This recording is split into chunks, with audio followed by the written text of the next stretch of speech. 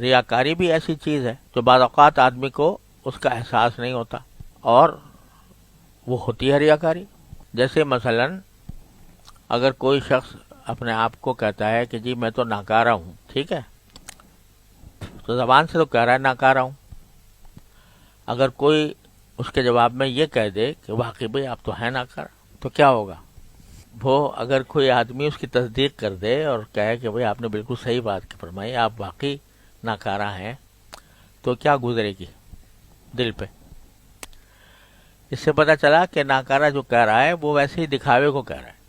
یہ اس لیے کہہ رہا ہے کہ تاکہ لوگ مجھے متواضع سمجھیں. حقیقت میں تو یہ ہے کہ میں بہت بڑا آدمی ہوں، لیکن زبان سے یہ کہہ رہا ہے کہ ناکارہ ہوں، تو اس کا چاہتا یہ ہے کہ اس کے ذریعے لوگ یہ سمجھیں بھئی یہ تو بڑا متواضع ہے، تواضع رکھتا ہے، اپنے آپ کو ناکارہ سمجھتا ہے. تو یہ ریاکاری ہو رہی ہے، مگر غیر دانستہ، یعنی وہ سمجھ نہیں رہا کہ میں یہ ریاکاری کر رہا ہوں، لیکن کر رہا ہے.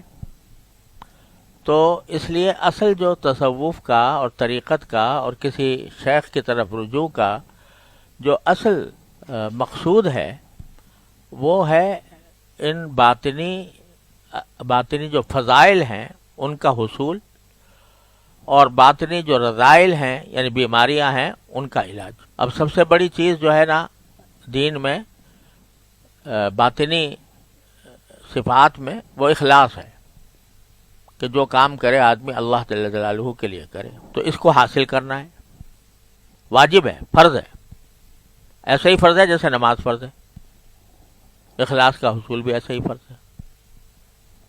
اور ریاکاری ایک بیماری ہے، اس سے بچنا بھی اسی طرح فرض ہے، جیسے کہ شراب پینے سے بچنا فرض ہے، جیسے اللہ بچائے بدکاری سے بچنا فرض ہے، تو اسی طرح اس سے بھی فرض ہے.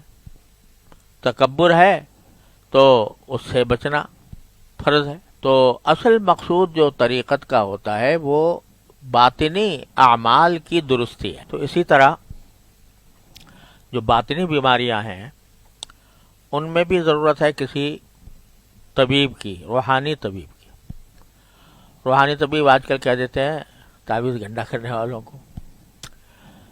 تو وہ میں پچھلی مرتبہ عرض کیا تھا کہ وہ کوئی روحانی طب نہیں ہے.